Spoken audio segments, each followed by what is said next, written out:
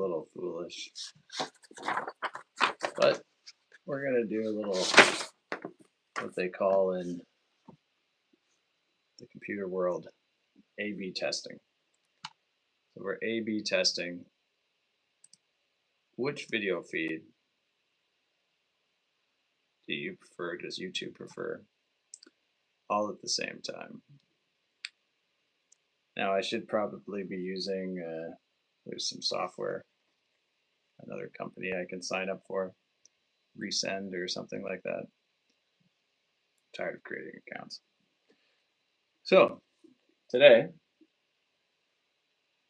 to both of my potential audiences, I will be reading chapter 2 of An Actor Prepares. I have a camera on a tripod doing the horizontal, and I am dangling my phone from the top of my laptop to do the vertical. So if we're going to chat, I'll do my best. I don't see the chat on the vertical. I do have the chat on the other one. I can see that no one is currently watching. So I wonder if YouTube's upset that I'm dual broadcasting. Maybe I should just wait. Maybe I should just see when does the audience emerge. See, the lighting is a little bad. Let's do a little technical work while we're here. Okay. Add a little something on the lower level here, I think. Though perhaps I'm wrong to do that. I don't know.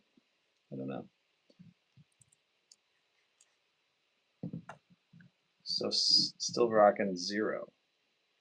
Both feeds, as if no one is interested in viewing. Do I see myself viewing on this one? Doesn't look like it. Oh, one watching. And how about a smiley face? Oh, look at that. I can do this. Oh, someone is here. Hi. So you came in through this one. All right. Well, welcome. So we're going to get to it then. Since you have joined, we're going with An Actor Prepares, Chapter 2. And good. Hey, all right. Are you guys trying to prepare to be actors? I feel like everyone is sort of an actor in this day and age. However, not all of us is prepared, so I have not read through this. And I'm going to read it with you. And we're going to find out which production method is better today. Currently, the phone is working much better. So I will pander to this audience instead of the other audience, which is non-existent. So, chapter 1, we learned that he's likely Stanislavski, though the narrator of the book is in and acting. He's at the theater. He's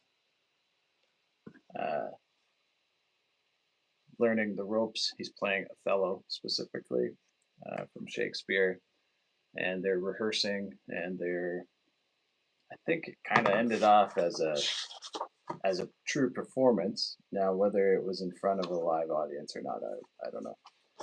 But there was someone sort of upstaged him in the eyes of the director, and he was slightly upset about it.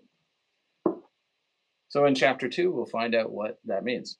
So When Acting is an Art is the name of chapter 2's title. And it's broken down into sections, maybe. The other one was? Nope. Looks like it's a pretty large canon. Yeah, it is, but it's We're going to find out. It's a bit written like a journal. So he's kind of, it's a journal entries as he's in this school of acting. Um, I guess I should take lighting school here, right? So today we were called together to hear the director's criticism of our performances. He said, above all, look for what is fine in art and try to understand it. Therefore, we shall begin by discussing the constructive elements of the test. There are only two moments worth noting. The first, when Maria threw herself down the staircase with the despairing cry of, "Oh, help me!" And the second, more extended in time, when Kostya Nazvanov, he's Russian, by the way, said, "Blood, Iago, blood." In both instances, so now we might have just learned that the narrator is actually Kostya Nazvanov instead instead of Stanislavski, because that was the line the narrator delivered. So I guess the narrator isn't actually the author. Maybe. In both instances, you who were playing and we who were watching gave ourselves up completely to what was happening on the stage. Such successful moments by themselves we can recognize as belonging to the art of living a part. And what is this art? I asked. You experienced it yourself. Suppose you state what you felt. I neither know nor remember, said I, embarrassed by Tortsov's praise. What? You do not remember your own inner excitement? You do not remember that your hands, your eyes, and your whole body tried to throw themselves forward to grasp something? You do not remember how you bit your lips and barely restrained your tears? Now that you tell me about what happened, I seem to remember my actions, I confessed. But without me, you could not have understood the ways in which your feelings found expression. No, I admit, I couldn't. You were acting with your subconscious, intuitively, he concluded.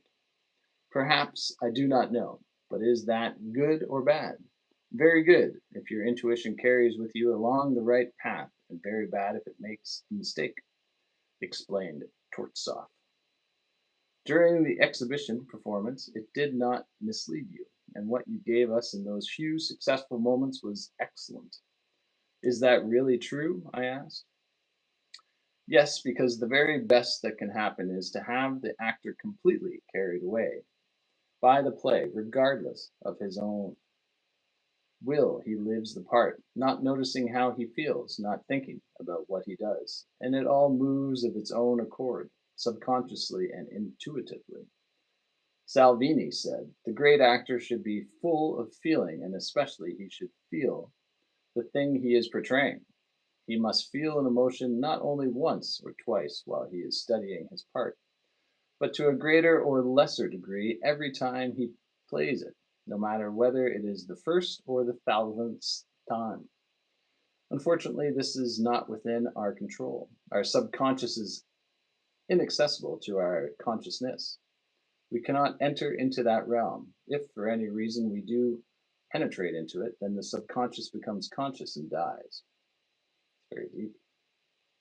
The result is a predicament. We are supposed to create under inspiration. Only our subconscious gives us inspiration.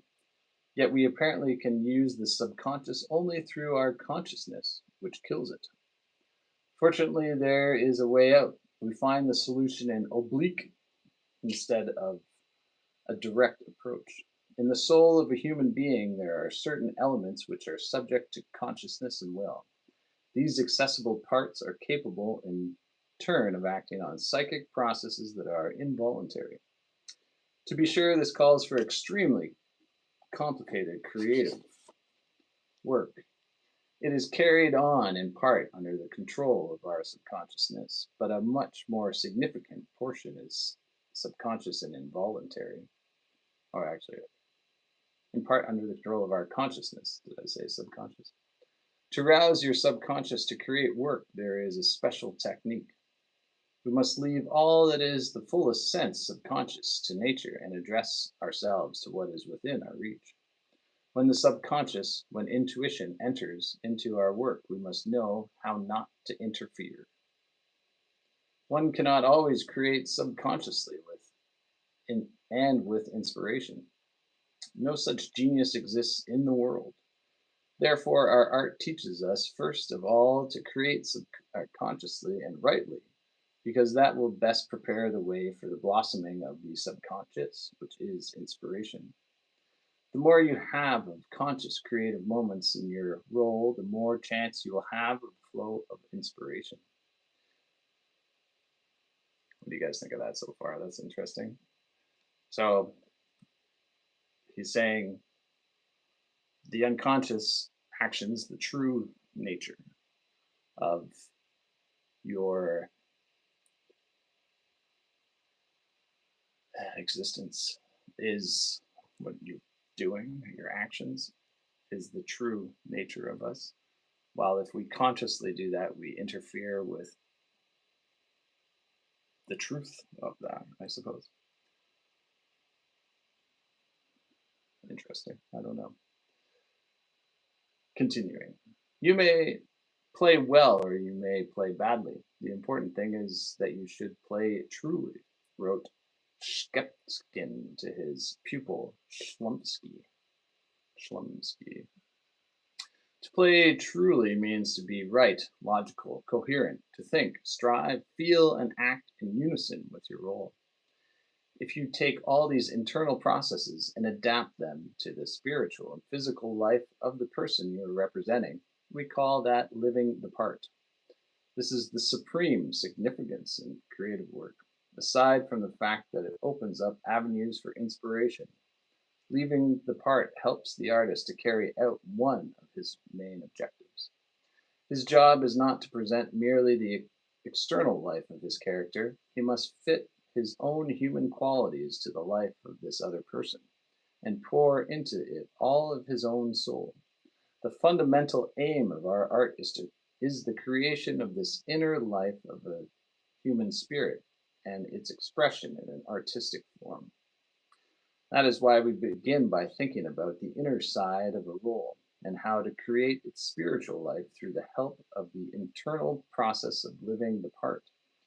You must live by it by actually experiencing feelings that are analogous to it each and every time you repeat the process of creating it.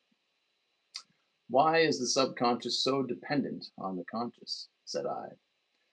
It seems entirely normal to me, was the reply. The use of steam, electricity, wind, water, and other involuntary forces in nature is dependent on the intelligence of an engineer. Our subconscious power cannot function without its own engineer. Our conscious technique is it only when an actor feels that his inner and outer life on the stage is flowing naturally and normally. In the circumstances that surround him, that the deeper sources of his subconscious gently open, and from them come feelings we cannot always analyze. For a shorter or longer space of time, they take possession of us, whether some inner instinct bids them. Since we do not understand this governing power and cannot study it, we actors call it simply nature. Interesting so far. But if you break the laws of normal organic life and cease to function rightly, then this highly sensitive subconscious becomes alarmed and withdraws. To avoid this, plan your role consciously at first, then play it truthfully. At this point, realism and even naturalism in the inner preparation of a part is essential, because it causes your subconscious to work and induces outbursts of inspiration. So, fake it until you make it, I think, might be what we're getting at here in a more modern cliche form. From what you have said, I gather that to study our part, we must assimilate a psychological technique of living a part, and that this will help us to accomplish our main objective, which is to create the life of a human spirit, Paul Schutzstoff said. That is correct, but not complete. said Torstoff.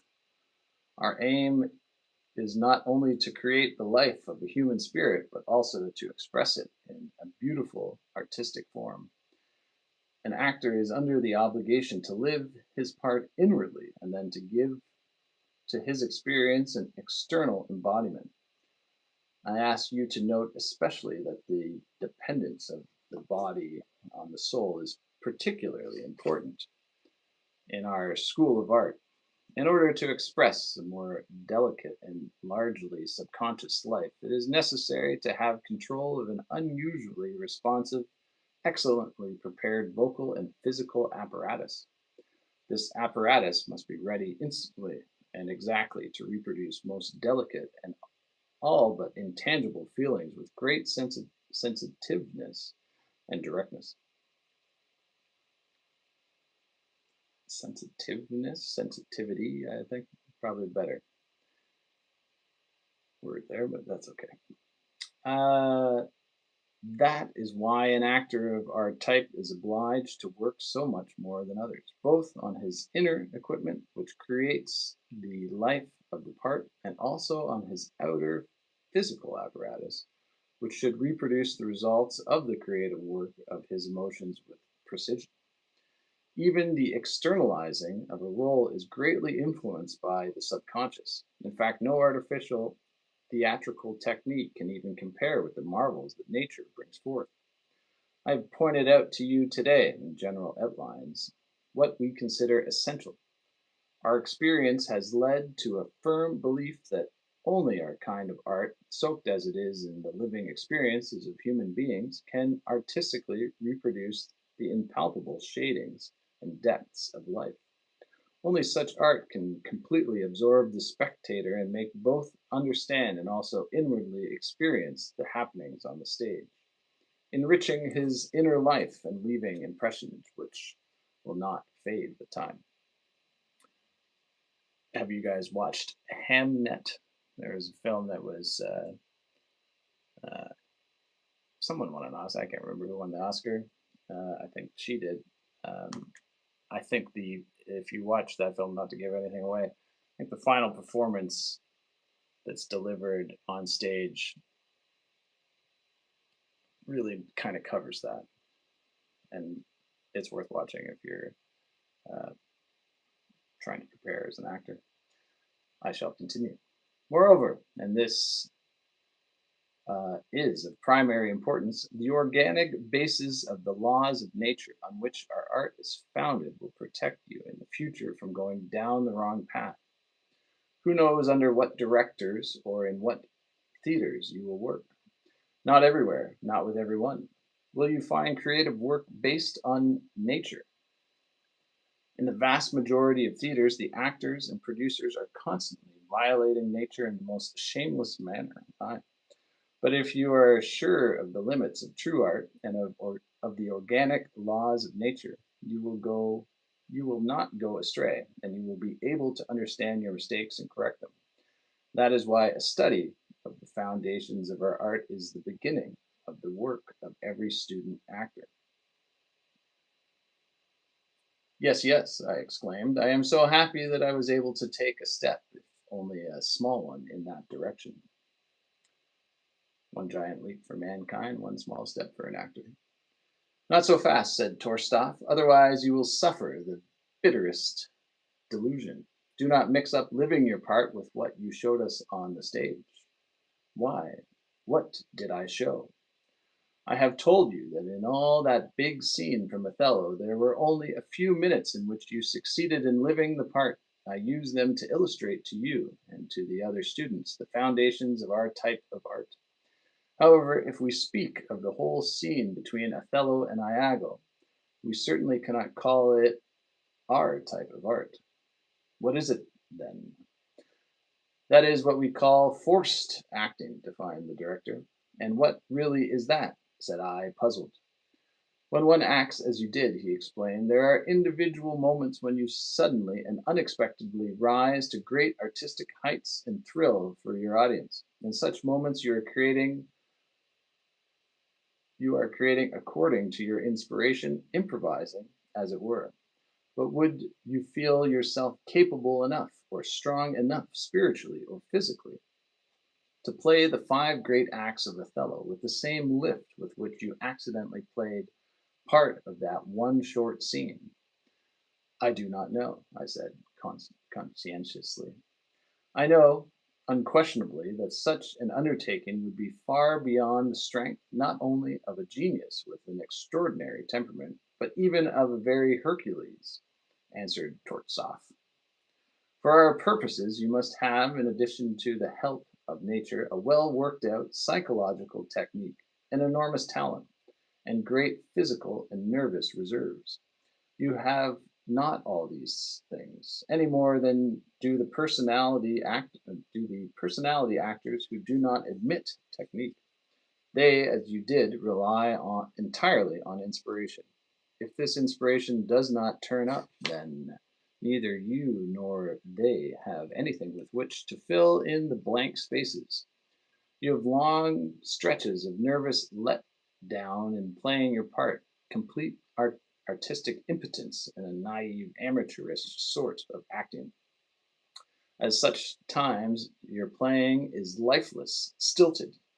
Consequently, high moments alternate with overacting. Uh,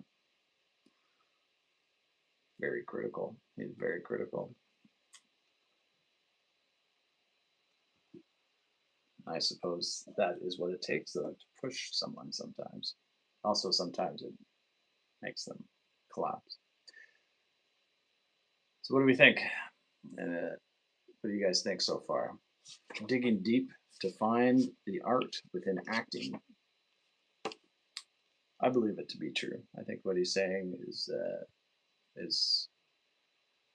how you find the creativeness of yourself. Um, for instance, as a writer, or when I'm writing, I find that writing is you can try to force it. You can do this, you can do that. But the best moment is when you just kind of, the older days they called it sort of stream of consciousness, but with some purpose. And when you're writing your characters, you got to feel those characters that you have um, as you're writing them. And then, of course, if you're acting them, you're going to do the same thing. So I'm losing you guys. That's all right. That's all right. I shall continue into the void, as it were.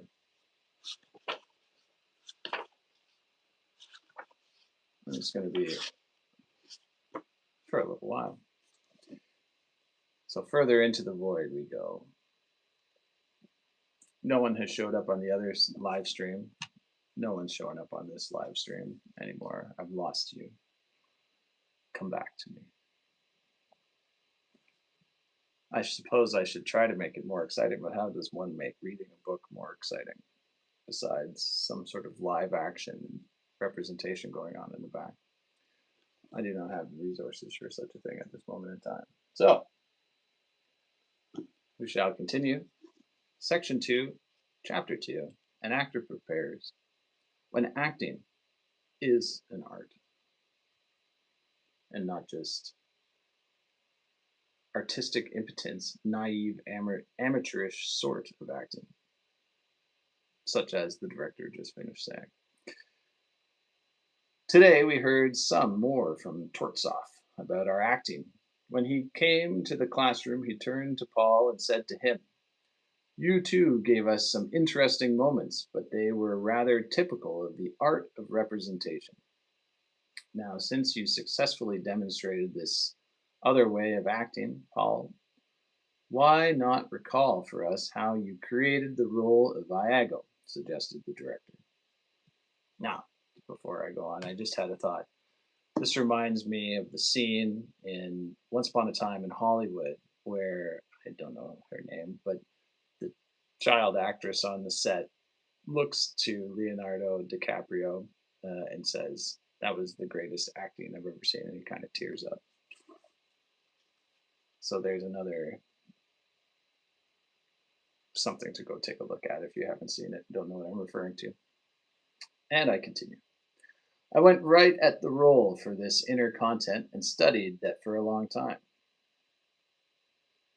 said Paul. At home, it seemed to me that I really did live the part, and at some of the rehearsals, there were certain places in the role that I seemed to feel. Therefore, I do not know what the art of representation has to do with it. In it, the actor also lives his part, says Tortzoff. This partial identity for our method is what makes it impossible to consider this other type also true art. Yet his objective is different. He lives his part as a preparation for perfecting an external form. Once that is determined to have his satisfaction, he reproduces that from form through the aid of mechanically trained muscles. Therefore, in this other school, living your role is not the chief moment of creation as it is with us, but one of the preparatory stages for further artistic work. But Paul did use his own feelings at the exhibition performance, I maintained. Someone else agreed with me and insisted that in Paul's acting, just as in mine, there had been a few scattered moments of truly living the part, mixed with a lot of incorrect acting. Now, to continue to talk about my performance here, sometimes I get in a reading groove and I don't try to, so I have to take a take a moment to make sure that I'm trying to continue to deliver a book that I've never read as interestingly as possible. No, insisted Tortzoff. In our art, you must live the part every moment that you are playing it, and every time. Each time it is recreated, it must be lived afresh and incarnated afresh. This describes the few successful moments in Kostya's acting, but I did not notice freshness in improvisation or in feeling his part in Paul's playing. On the contrary, I was astonished in a number of places by the accuracy and artistic finish of a form and method of acting which is permanently fixed and which is produced with a certain inner coldness. However, I did feel in those moments that the original, of which this was only the artificial copy, had been good and true. This echo of a former process of living the part made his acting, at certain moments, a true example of the art of representation. How could I have got hold of the art of mere reproduction? Paul could not understand. Let us find out by your telling us more about how you prepared your Iago, suggested the director. To be sure that my feelings were externally reflected, I used a mirror. You are my mirror. I'm going to. The nice part about reviewing this mirror is that it exists. I'm going to turn the other stream off, I think, here. I don't feel like that's necessary. I can review, and that's part of why I'm doing this, even into the void, as it were, at this moment in time. Um,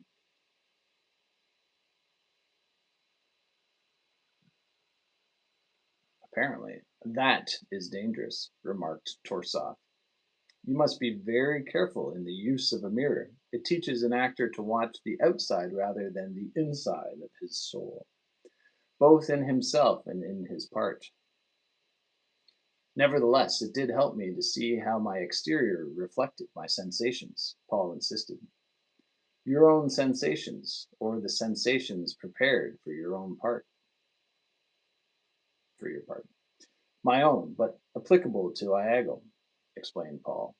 Consequently, while you were working with the mirror, what interested you was not so much your exterior, your general appearance, your gestures, but principally the way in which you externalized your inner sensations, probed Tortsoff. Exactly, exclaimed Paul. That is also typical, remarked the director. I remember how pleased I was when I saw the correct reflection of what I felt. Paul continued to reminisce. You mean that you fixed these methods of expressing your feelings in a permanent form? Torstoff asked. They became fixed by themselves through frequent repetition. Then, in the end, you worked out a definite external form for the interpretation of certain successful parts in your role. And you were able to achieve their external expression through technique? Asked Torstoff with interest.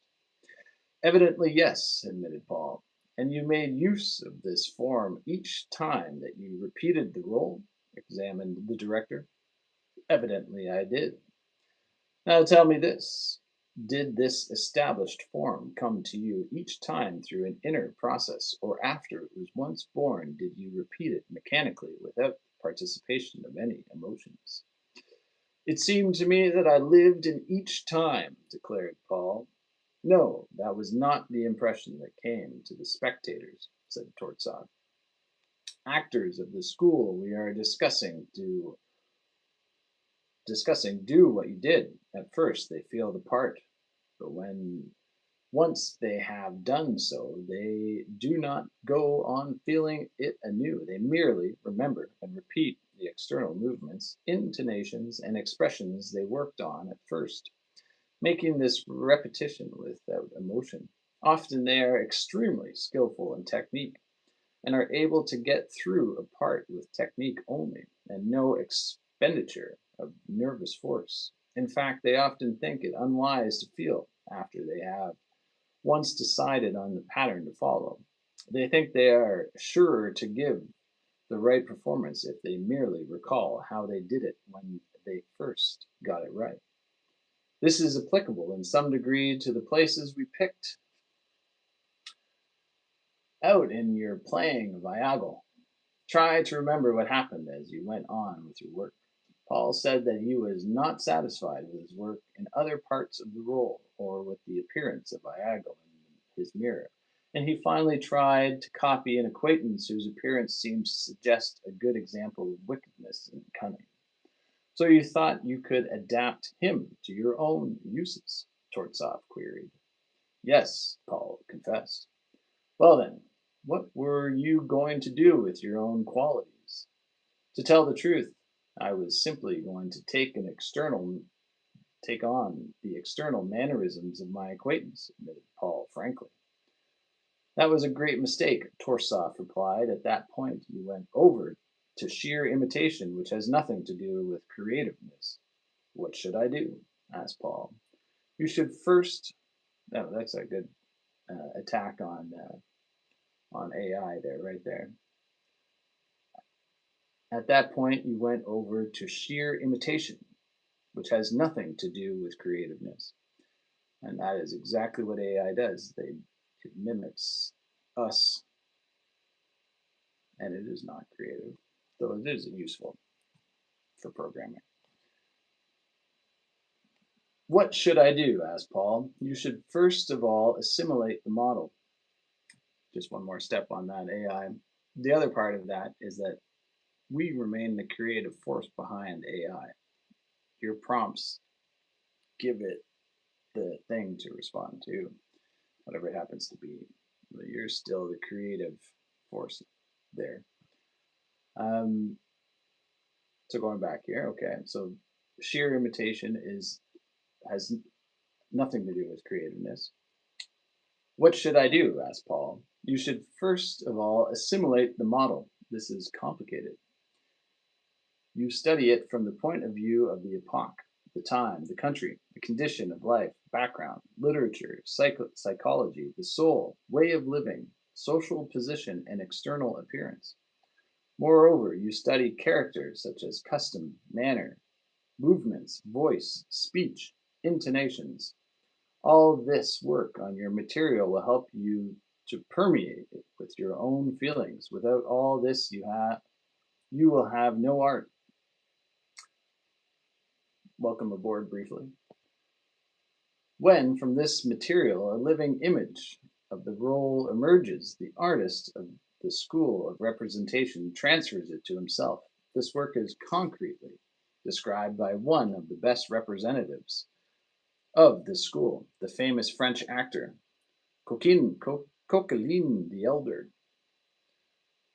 The actor creates his model in his imagination, and then, just as does the painter, he takes every feature of it and transfers it, not onto the canvas, but onto himself.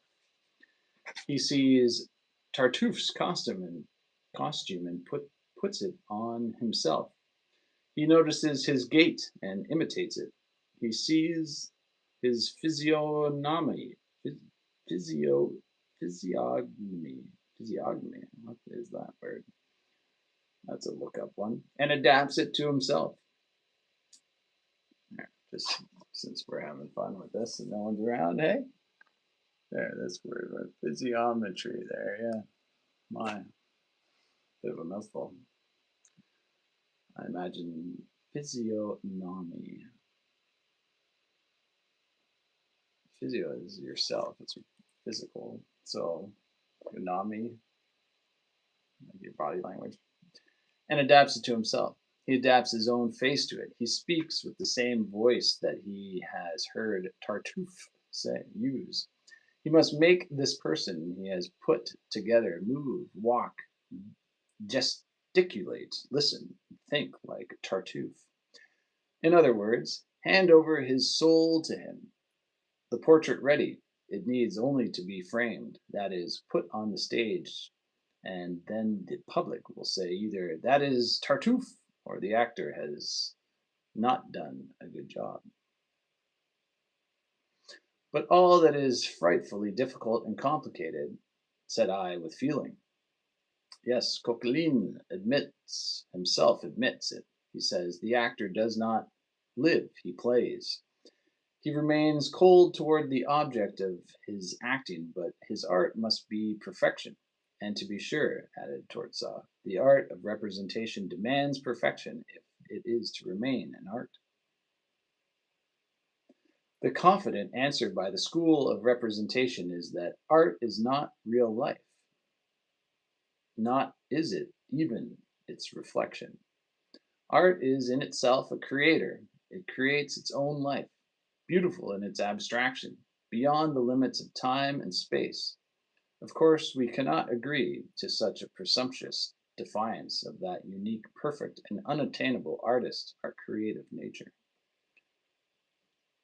I think he's ripping off Plato there. Eh? Indeed, though, at the same time. Artists of the Coquelin school reason this way. The theater is a convention, and the stage is too poor in resources to create the illusion of real life. Therefore, the theater should not avoid conventions. This type of art is less profound than beautiful. It is more immediately effective than truly powerful. In it, the form is more interesting than its content. It acts more on your sense of sound and sight than on your soul. Consequently, it is more likely to delight than to move you. You can receive great impressions through this art, but they will neither warm your soul nor penetrate deeply into it. Their effect is sharp and not lasting. Your astonishment rather than your faith is aroused. Only what can be accomplished through surprising theatrical beauty or picturesque pathos lies within the bounds of this art. But delicate and deep human feelings are not subject to such technique. They call for natural emotions at the very moment in which they appear before you in the flesh. They call for the direct cooperation of nature itself. Nevertheless, representing the part, since it follows our process in part, must be acknowledged to be creative art. Well, that concludes section 2 of chapter 2. An actor prepares when acting is an art, more clearly. We're getting to the bottom of that topic in this chapter. So I find it interesting. I'm experimenting with YouTube. I'll take a moment to catch my breath reading. And I don't know. I know who Mr. Beast is, but I've never I've never really. He's gotten so large now that he has reached me, and it makes me wonder if reading a book to you is not entertaining. Why is counting to 100,000 interesting? He should have gone for 1 million. First of all, but 100,000 is quite an achievement. It's ridiculous in that sense. I get that. Um, so like one, two, three, four, five. Is that what you want? Is that what YouTube desires? Well, you're not getting it from me right now. I'm going to keep reading. Section 3, Chapter 2, When Acting is an Art. Stanislavski's An Actor Prepares. There's about 8 pages left. Bear with me, YouTube audience. At our lesson today, Grisha Gorovkov said that he always feels very deeply what he does on the stage. To this, Tolstoy replied, "Everyone at every minute of his life must feel something. Only the dead have no sensations. It is important to know what you are feeling on the stage, because it often happens that even the most experienced actors work out at home and carry on to the stage something which is neither important nor essential for their parts. This happened to all of you. Some of the students showed off their voices, effective intonations, techniques of acting. Others made the spectators laugh by their lively activity.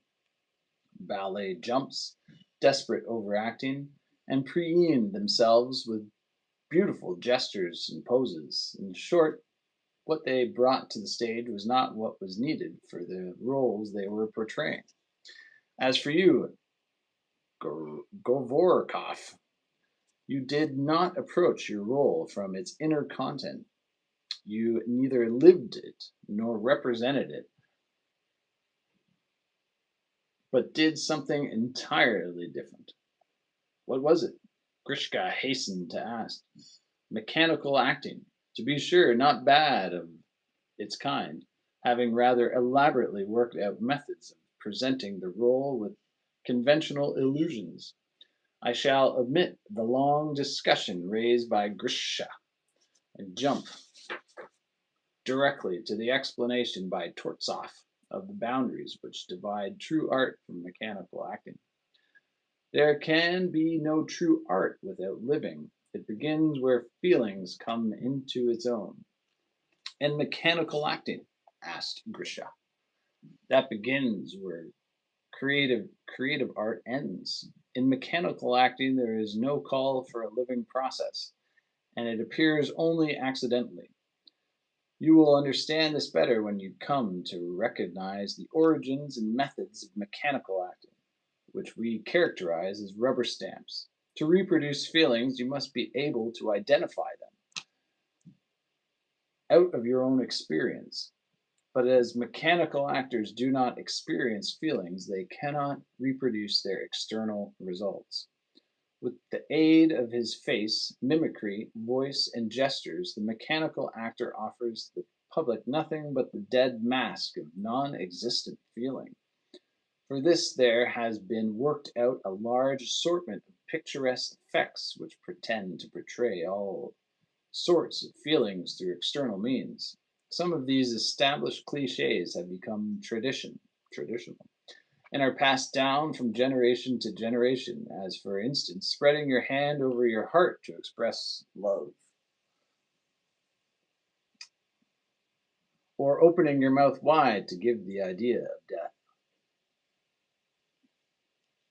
Don't turn that into a meme. Others are taken ready-made from talented contemporaries, such as rubbing the brow with the back of the hand, as Vera Komisarskaya used. Well, that's quite a last name. Used to do in moments of tragedy. Still others are invented by actors for themselves. There are special ways of reciting a role, methods of diction and speech. For instance, exaggeratedly high or low tones at critical moments in the role, done with specifically theatrical tremolo, or with special decla- declamatory vocal embellishments. There are also methods of physical movement. Mechanical actors do not walk, they progress on the stage. For gestures and action, for plastic motion. There are methods for expressing all human feelings and passions, showing your teeth and rolling the whites of your eyes when you are jealous. Yeah, the slanty dog look.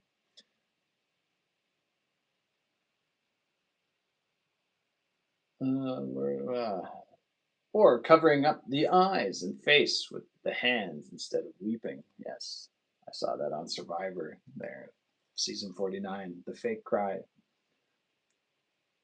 It is an obvious one. Too easy. We know you're doing it on purpose. There are ways of imitating all kinds of types of people, various classes in society. Peasants spit on the floor. Sometimes they spit on other things. Wipe their noses with the skirts of their coats. Military men click their spurs. Aristocrats play with their lorgnettes. Lorgnettes. What's this? Certain others characterize epochs. Operatic gestures for the Middle Ages. Mincing steps for the 18th century. These ready-made mechanical methods are easily acquired through constant exercise so that they become second nature. Time and constant habit make even deformed and senseless things near and dear, as for instance the time-honored shoulder shrugging of opera comique, old ladies trying to look young, the doors that open and close by themselves as the hero of the play comes in and goes out. The ballet, opera, and especially the pseudo-classic tragedies are full of these conventions. By means of these forever unchanging methods, they expect to reproduce the most complicated and elevated experiences of heroes. For example, tearing one's heart out of one's bosom in the moments of despair, shaking one's fist in revenge, or raising one's hand in heaven to prayer. Please, oh God. According to the mechanical actor, the object of theatrical speech and plastic movements is exaggerated sweetness in lyrical moments, dull monotone in reading epic poetry, hissing sounds to express hatred,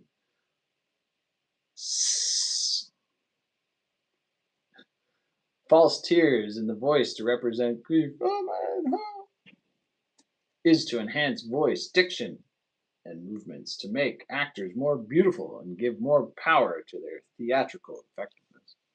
Unfortunately, there is far more bad taste in the world than good. In the place of nobility, a sort of showiness has been created, prettiness in place of beauty, theatrical effect in the place of expressiveness. The very worst fact is that cliches will fill up every empty spot in a role, which is not already solid with living feeling. Moreover, they often rush in the head of feeling and bar the road. And that is why an actor must protect himself most conscientiously against such devices. And this is true even of gifted actors capable of true creativeness. No matter how skillful an actor may be in his choice of stage conventions, because of their inherent mechanical quality, he cannot move the spectators by them. He must have some supplementary means of arousing them, so he takes refuge in what we call theatrical emotions. These are sort of artificial imitation of the periphery of physical feelings. If you clench your fists and stiffen the muscles of your body or breathe spasmodically, you can bring yourself to a state of great physical intensity. This is often thought to be by the public to be an expression of power of a powerful temperament aroused by passion. Actors of a more nervous type can arouse theatrical emotions by artificially screwing up their nerves. This produces theatrical hysteria, an uneasy ecstasy, which is usually just as lacking in inner content as it is the artificial physical excitement. Section 3. Completed. Well, I think it kind of touches on, I'm no expert, but it touches on the difference between perhaps comedy and drama, sort of that if you can picture the two masks, the happy and sad um, of the dramatic arts. Sometimes I think there is the shallowness of the comedy can be what it's kind of describing there, where you don't necessarily win the hearts of the audience, but you make them laugh, right? Um, and sometimes it's from perhaps what the audience expects to see in that moment in time. Easier to understand, a little bit more like, again, a joke that we're all in on, kind of a feeling. All right, I shall continue. We're getting close. Oh dear, audience. You have almost seen the end of me for the day. Section 4, Chapter 2. When acting is an art, an actor prepares. Stanislavski. At our lesson today, the director continued the discussion of our exhibition performance. Poor Vanya Vyuntsov came in for the worst of it. Tortsov did not recognize his acting as even mechanical. What was it then? said I. The most repulsive kind of overacting, answered the director. I, at least, did not have any of that, has hazarded. I, at least, did not have any of that, he questions. I hazarded. You certainly did, retorted Tortsov.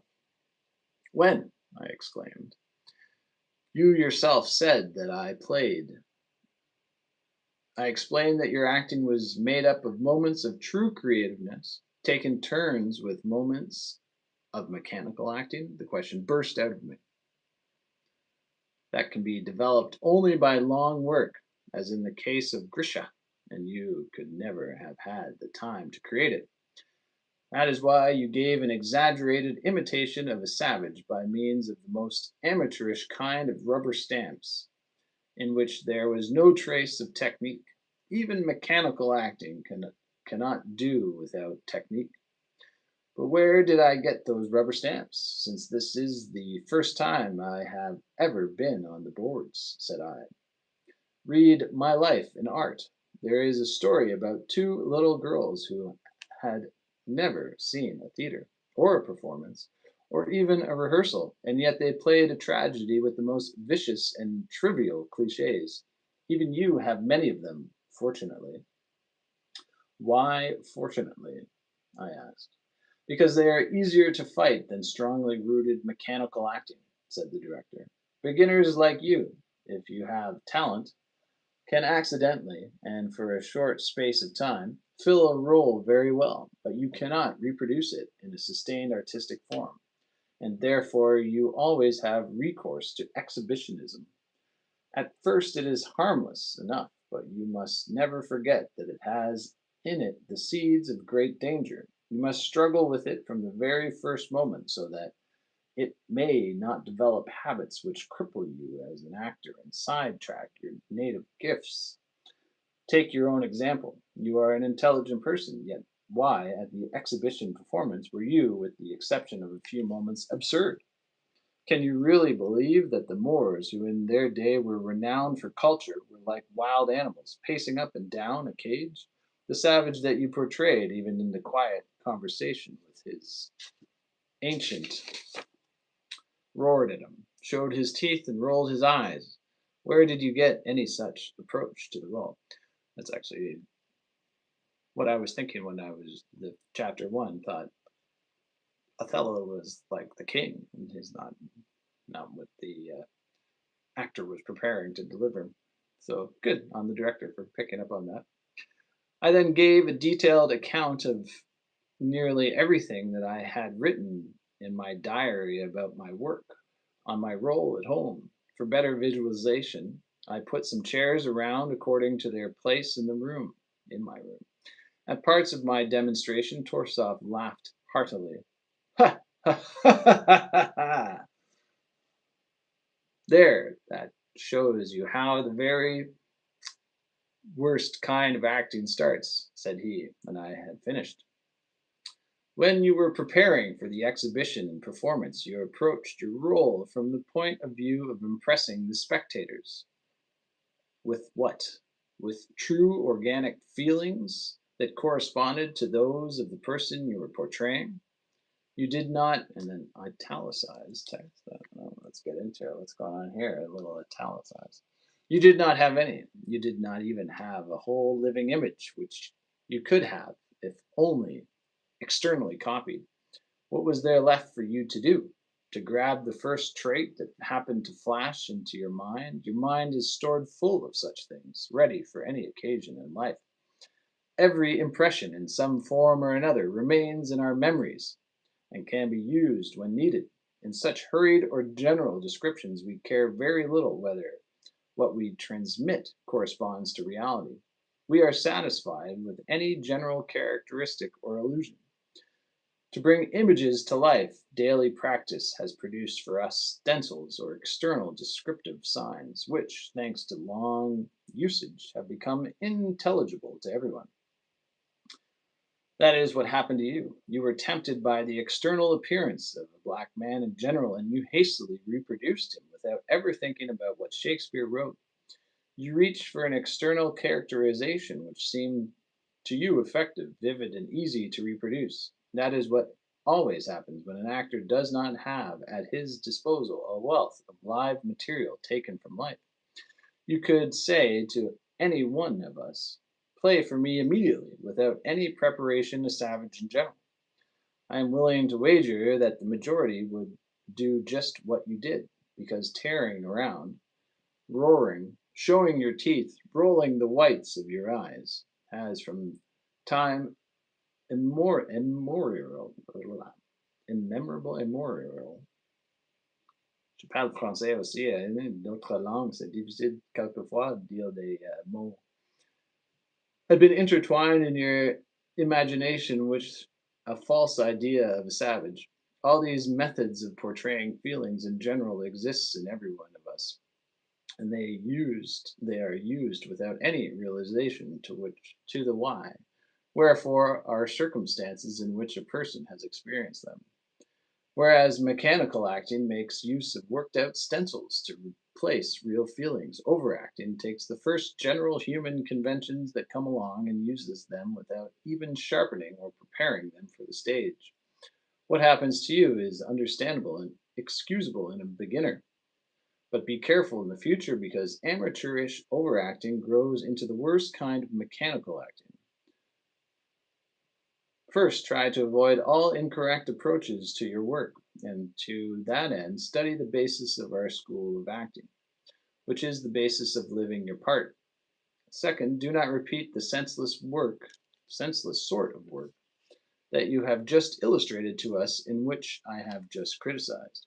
Third, never allow yourself externally to portray anything that you have not inwardly experienced and which is not even interesting to you. An artistic truth is hard to draw out, but it never palls. It becomes more pleasing, penetrates more deeply all the time until it embraces the whole being of an artist and of his spectators as well. A role which is built of truth will grow, whereas one built on stereotype will shrivel. The conventions that you found soon wore out. They were not able to continue to excite you as they had the first time, when you mistook them for inspiration.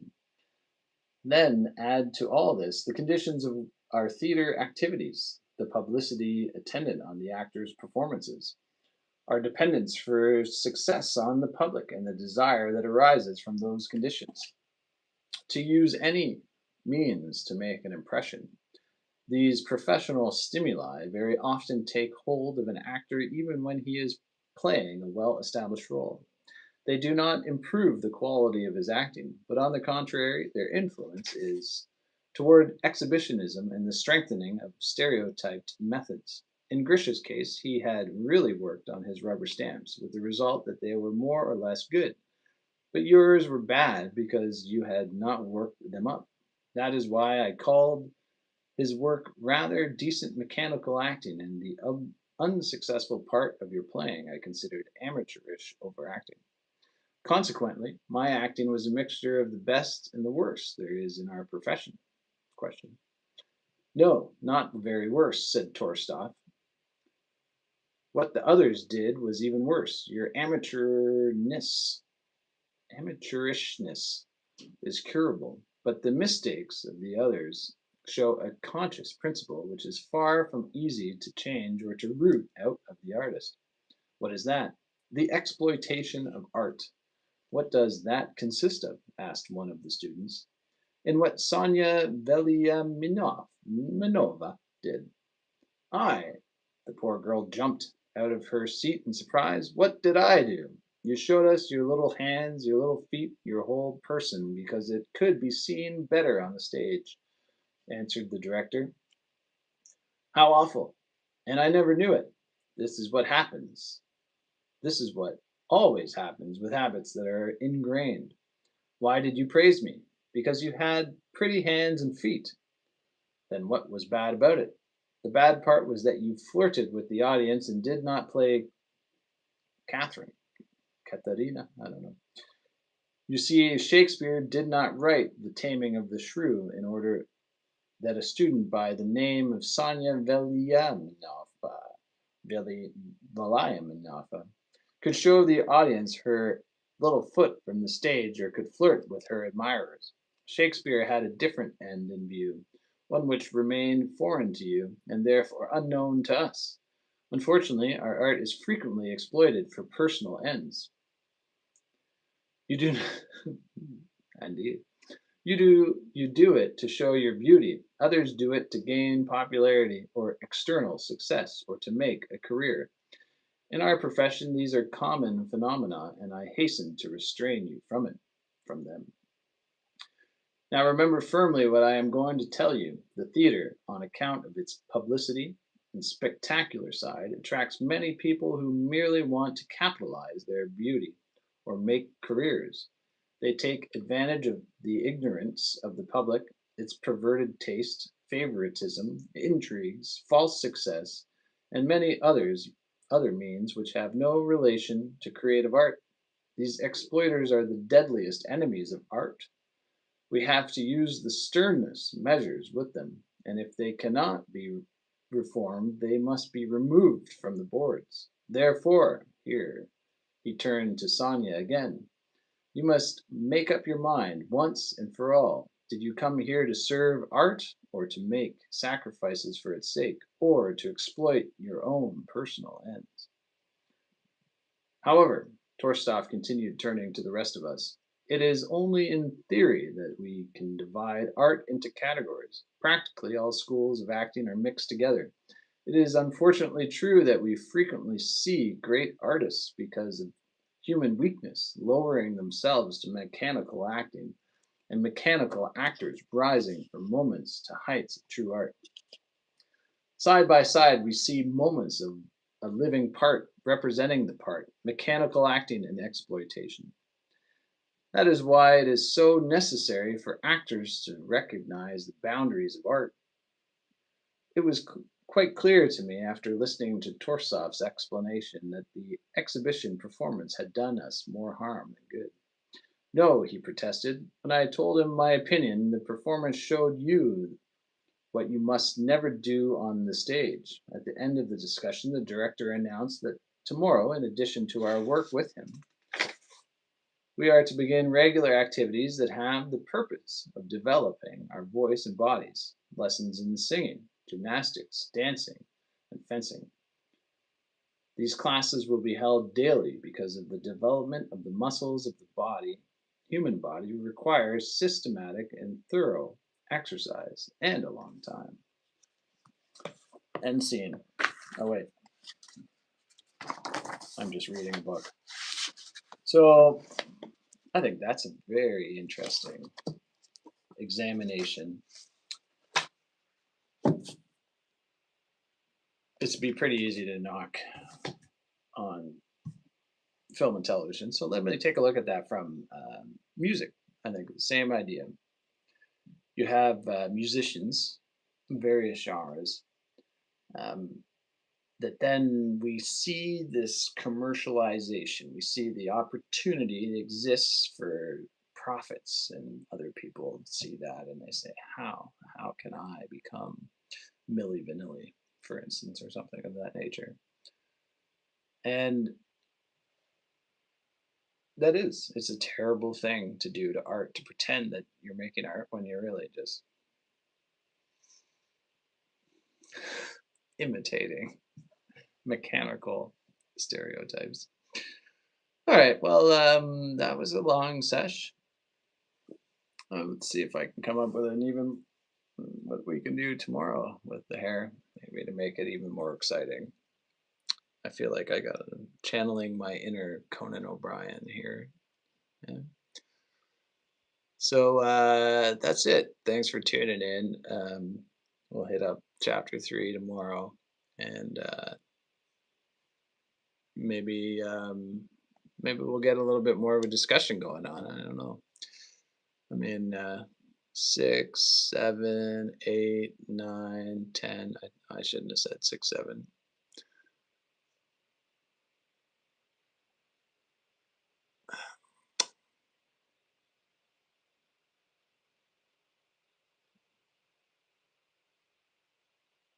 Anything else? My creative subconscious is telling me that the show must end. So it's time to put the curtains up and hope that the audience applauds. So I don't know how to turn it off. Voila. Adios, amigos.